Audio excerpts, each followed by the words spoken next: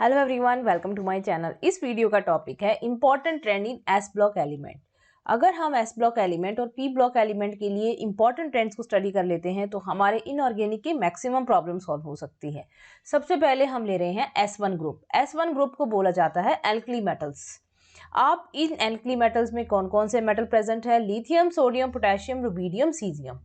अब हम इनके लिए करने वाले हैं कुछ important trends. In general size की value down the group increase होगी, आयनाइजेशन एंथैल्पी की वैल्यू डिक्रीज होगी, इलेक्ट्रॉन गेन एंथैल्पी की वैल्यू भी डिक्रीज होगी एंड इलेक्ट्रोनेगेटिविटी भी डिक्रीज होती है। ये तो हमारे पास में हो गए कुछ जनरल ट्रेंड। अब हम बात करते हैं कुछ स्पेशल ट्रेंड्स की जहां पर कुछ चेंजेस भी आते हैं और उनके लिए रीजन क्या होता है। सबसे पहले हम लेते हैं डेंसिटी।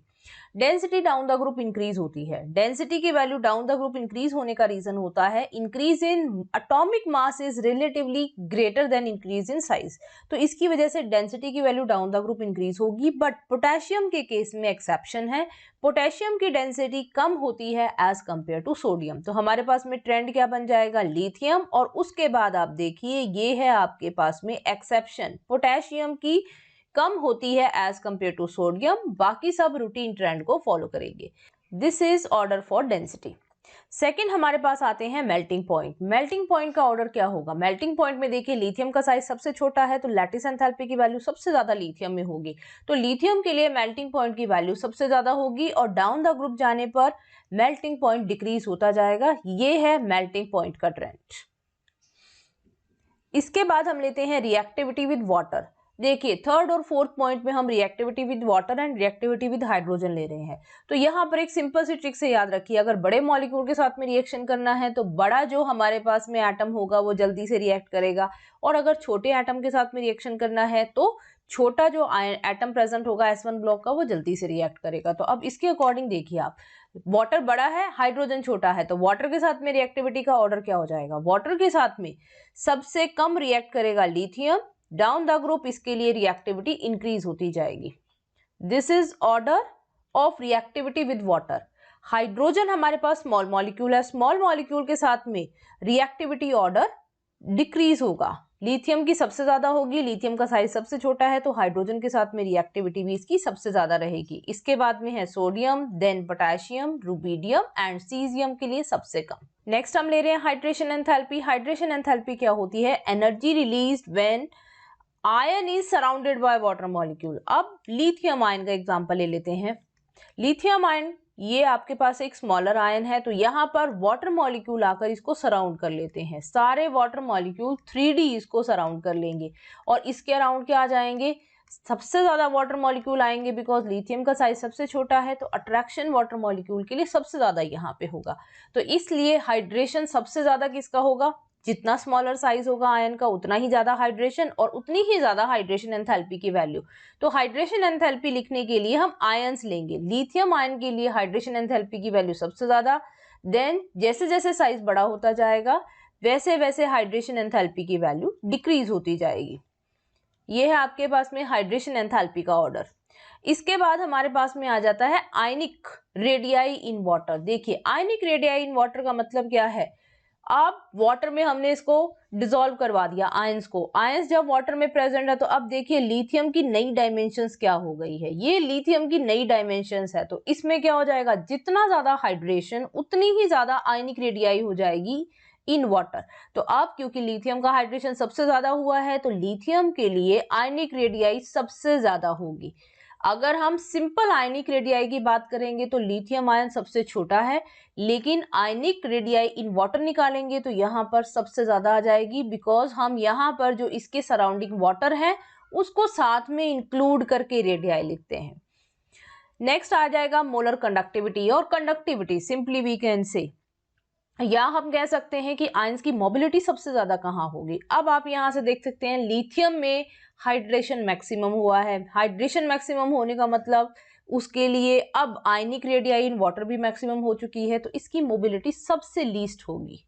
सीजियम आयन है, बड़ा साइज है, उसके अराउंड वाटर बहुत कम है। वाटर बहुत कम होंगे तो उसकी मोबिलिटी भी सबसे ज्यादा होगी।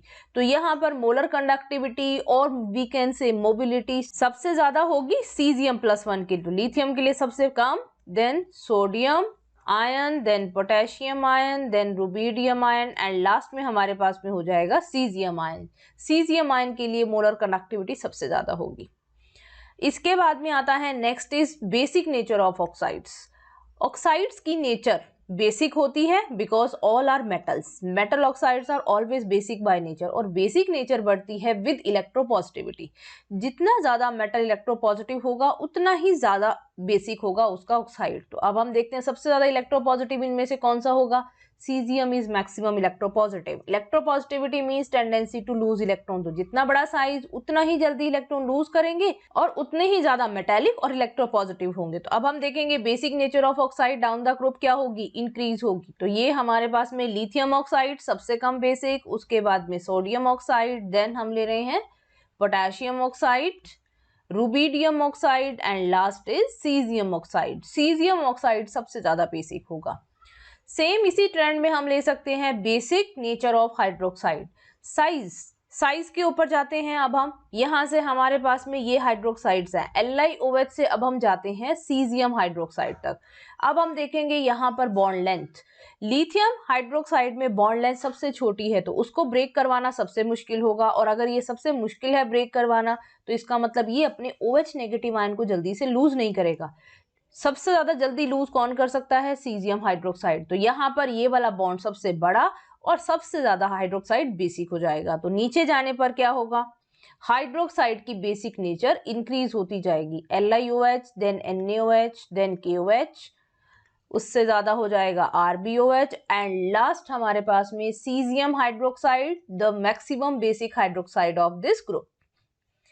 नेक्स्ट हम ले रहे हैं solubility of carbonate and bicarbonate. Solubility दो फैक्टर्स पे डिपेंड करती है, hydration enthalpy and lattice enthalpy. देखिए सिंपल सा कंसेप्ट है, अगर हाइड्रेशन एंथैल्पी की वैल्यू ज्यादा हो गई as compare to lattice enthalpy तो इसका मतलब आयन सेपरेट हो जाएंगे एक दूसरे से बहुत इजीली, तो यहाँ पे इजीली सॉल्युबल हो जाएंगे।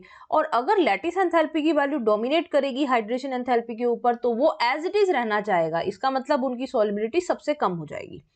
अब हम यहां पर देखते हैं कार्बोनेट एंड बाइकार्बोनेट की सॉल्युबिलिटी, ये इंक्रीज करती है down the group. Lithium carbonate सबसे कम सॉल्युबल होगा, उसके बाद में sodium carbonate, then potassium carbonate, rubidium carbonate and caesium carbonate. Caesium carbonate सबसे ज्यादा सॉल्युबल है, दोनों के बीच का बॉन्ड बड़ा बॉन्ड है, तो उसको हम क्या कर सकते हैं, जल्दी से ब्रेक करवा के दोनों आयन से एक दूसरे से सेपरेट हो जाएंगे।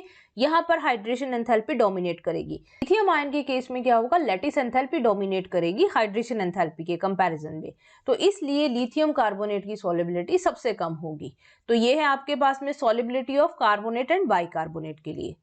नेक्स्ट हम बात करते हैं thermal stability. Thermal stability of carbonate increases down the group.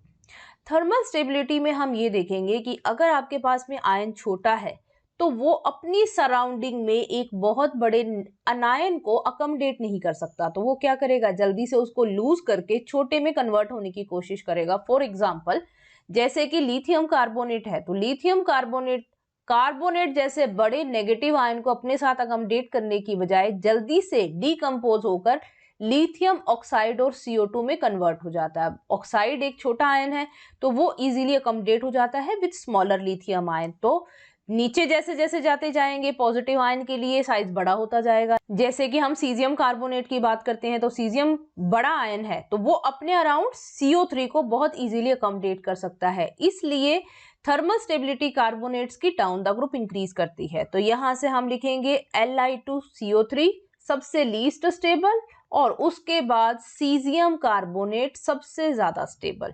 जो कम स्टेबल होंगे वो जल्दी से हीटिंग से लूज कर देंगे CO2 और यहां से कन्वर्ट हो जाएंगे ऑक्साइड्स में, जैसा कि हमने दिखाया है लिथियम कार्बोनेट के केस में। नेक्स्ट हम देखते हैं melting point of halide. Melting point of halide down the group decrease होना चाहिए बिकॉज नीचे जाने पर क्या हो जाएगी, लैटिस एंथैल्पी की वैल्यू कम हो जाएगी तो मेल्टिंग पॉइंट की वैल्यू भी डिक्रीज हो जाएगी। तो इसके अकॉर्डिंग लिथियम क्लोराइड का सबसे ज्यादा होना चाहिए, but lithium chloride covalent compound है और कोवेलेंट का आयनिक के कंपैरिजन में कम होता है, तो हम पहले आयनिक हैलाइड्स लिखेंगे। NaCl, उससे कम हो गया KCl, उससे कम हो जाएगा RbCl एंड लास्ट में हम लिखेंगे CaCl। ये तो हमारे पास में सब आयनिक हैलाइड के एग्जाम्पल हो गए, और लास्ट में, बिल्कुल लास्ट में मैं डाल रही हूँ एक कोवेलेंट हैलाइड जो इस ग्रुप में प्रेजेंट है, that is LiCl। LiCl covalent होने की वजह से सबसे कम मेल्टिंग पॉइंट शो करेगा। ये है आपके पास में important trend from S1 block. इसमें सारे के सारे इंपॉर्टेंट ट्रेंड कवर करने की कोशिश की गई है। नेक्स्ट वीडियो में हम डिस्कस करेंगे इसी तरह के important trend from S2 block. See you in next video.